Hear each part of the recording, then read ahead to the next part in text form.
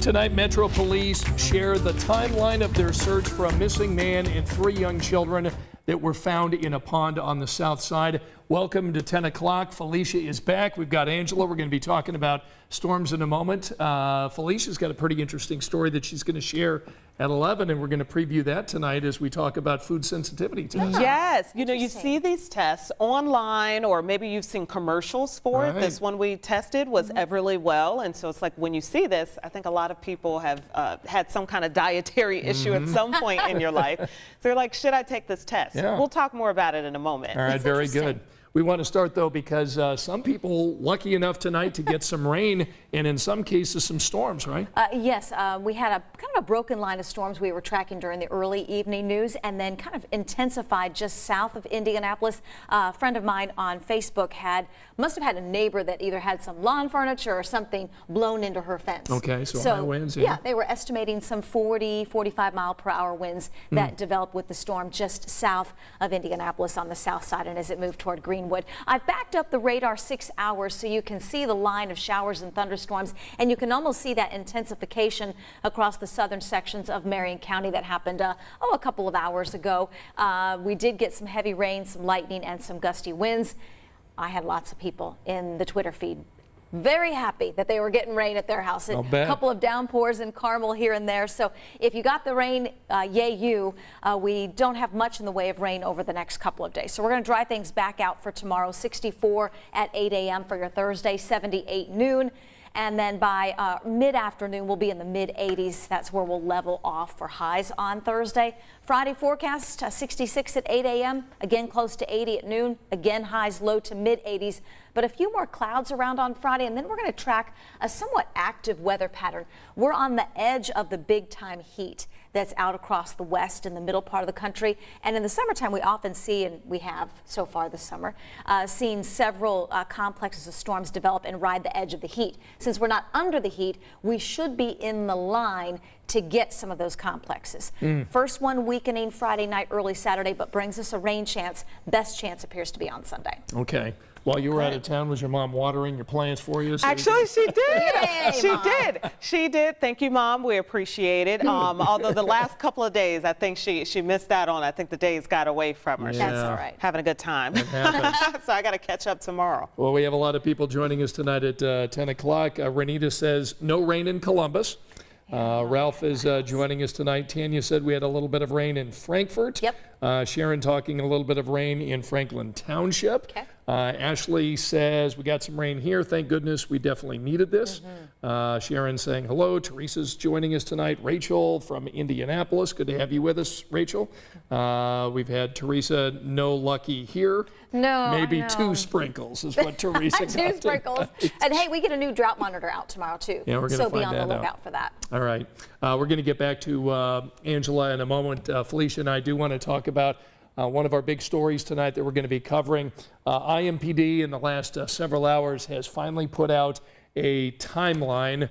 It's several pages long. They sent it to the media tonight around 6:30, giving us a little bit more detail about the search for that missing Indianapolis man. We're talking about Kyle Moorman and his 3 young children whose bodies were discovered while you were sleeping last night in a car on the south side of Indianapolis. I want to read a couple of things so you can see and hear a little bit more and let you know that Lauren Kostick is going to be updating us tonight at 11. IMPD says tonight that they had conflicting information regarding the last known location of the phone pings for Kyle Moorman. His family was upset, saying, look, we're down here on the south side at this pond. This is where the phone was pinging. Why don't you search this area? And basically, Metro Police is saying we had conflicting information about that. They said that they got credible information about the cell phone pings early evening yesterday on Tuesday. They also said that they have certain specifications for the dive teams. They decided that these searches are only scheduled for daylight hours. Wednesday being this morning, when daylight would likely be available throughout the search process. And we talked a lot about the last couple of days about a baby bottle being discovered at that pond the other night. And that was one of the things that the family was saying, look, we found a baby bottle, some clothing. Metro Police saying tonight it's unclear if those items belong to the Mormon family. The shoreline surrounding the body of water had a tremendous amount of trash and other debris near it. And then they give several pages, Felicia, of notices giving us better information about their search over the last few days for this family. And this has been a tough story to report on. Right. Obviously, just the content of itself in general, in the community, it's not just the family that's impacted. A lot of community members have been impacted by this as well. But we all want to know right now what happened, and Right. it takes time for police to be able to do their job, which is the updates that we're talking about, and sometimes that doesn't go as fast as we want it to Right. go. And at this point, look, we don't know if this was an accident or if this was intentional driving into this pond. We just don't know that at this point. We're asking questions of police. But earlier this evening, during our 5 o'clock news, our Jenny Runovich shared this update for us. The discovery in this Southside pond was the outcome family had feared for days. The bodies of Kyle Moorman and his 3 young children who disappeared after going fishing last Wednesday night found in the water Tuesday. Moorman's body first, then the kids submerged in their car. It's the same spot where family says Moorman's phone last pinged, the same spot where family found a baby bottle, the same spot where they'd searched themselves and asked police for help. Frustration overflowed on Monday. I know we're not getting no help from the detective on this case. He doesn't feel it's fit for us to have cadavers and dogs out here to find my baby's scent, which I think is bull. Now, with the deadly outcome, friends are echoing that anger. If it was my kids or my brother and my nieces and nephew, I would have wanted somebody out here on Thursday or Friday when they reported it. When the family's begging and pleading you to get out on this pond, that's what they're here for, is to protect and serve, but they failed.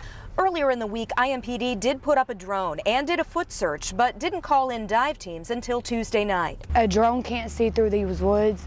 A drone can't see down in this water.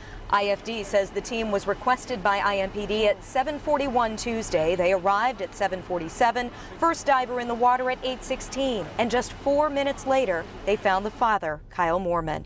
We asked about dive team protocols. IFD told us they have to be requested, and there has to be a credible witness with a last seen point. IMPD wouldn't talk about this case specifically, but said in missing persons cases, they work lots of leads and need specific evidence to guide them into water, more than just a cell phone. It's helpful, but it's one piece.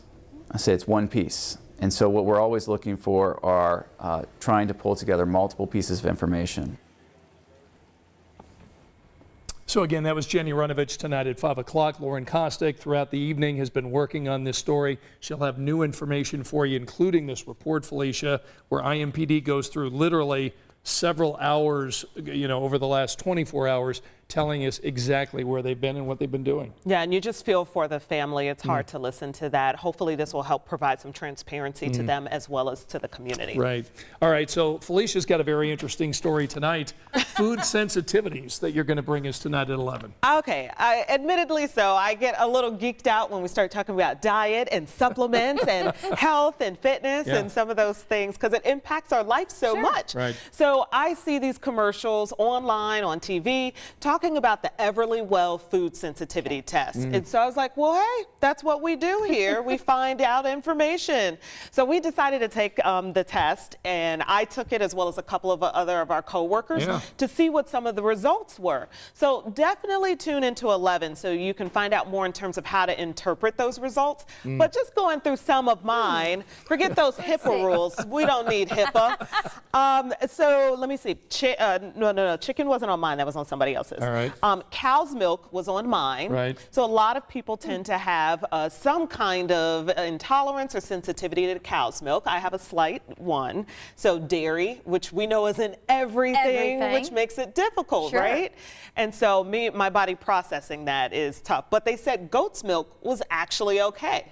So the test, using a finger prick, we were able to send in blood samples. They tested over 200 foods. That's what all these pages are. Wow. Foods that I hadn't even heard of. Or knew you were sensitive to. Right. So another one that I had high sensitivity to was Pacific Coast oysters. I don't eat oysters, so I Yeah. wasn't worried about that one. But one of them was that I did have a sensitivity to was ginger. And Oh, I so love ginger, ginger. I do too. I love ginger. I put Right. it in my smoothies. It's supposed to be anti-inflammatory. Yeah. It's supposed to be really good for your Yeah. body. But apparently I have a sensitivity to it. So we're going to talk about what these results mean. So does that mean that I should not eat ginger? Right. Or that I should eat ginger, or it's okay sometimes? That's what the experts that we talk to coming up at 11 o'clock are going to break down for us, as well as the difference between sensitivity, intolerance, and an allergy. Those are all three different things, okay? So Do you think you had any of these, or do you think it's realistic? Like thinking back, okay, yeah, my stomach was upset, and I can, process it back to Trace that. it back to something, Yes. yeah. And anything that Yeah, resonates here? Not like that, but for me, cow's milk. Okay. I just always kind of assumed that was a tough one for me. But also, I feel like as I've gotten older, that has developed, and so that's another thing. You can that didn't have that issue 10 years ago, but you can also develop. And it could also go the opposite way too, so you could not have it. So for me, cow's milk, I used to drink milk every day as a child. Not anymore. Not anymore. And so I But know bring it. on the goat's milk. Yeah, right. No, I'm okay. I'm okay. But also, it is about inflammation for me. So Okay. I think I just do better and a little slimmer when I'm staying away from the dairy. Sure, okay.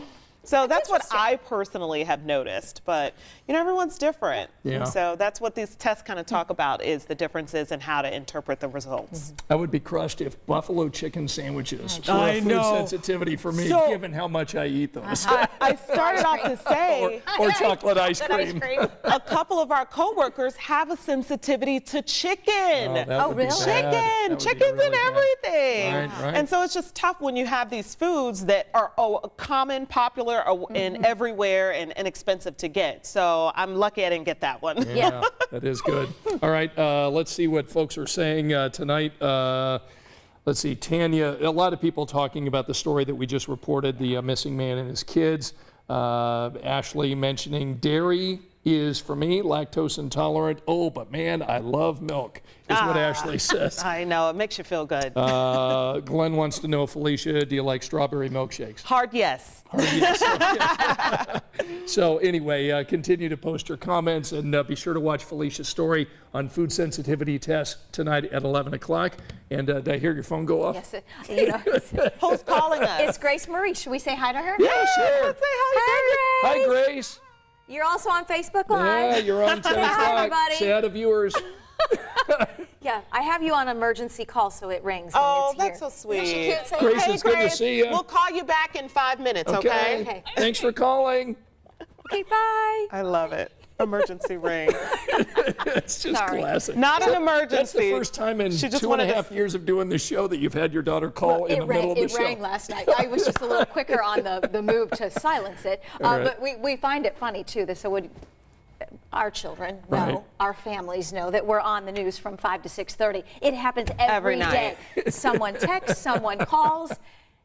It happens every day. It's funny. And we do the funny. same It's funny. thing every day. We're on the air from 5 to 6:30 Unavailable. every day. You're a meteorologist, but you're also a mom and Also a always mom. taking calls from your kids. Yeah, a wife, and yes, it happens. It's okay. All right, so wake up weather tomorrow is going to be? Wake up weather tomorrow. We'll be in the 60s tomorrow morning, close to 80 midday, sunshine, and about 85 tomorrow. All right, we got a lot to talk with you tonight at 11. We'll see you over on Channel 13. Good night.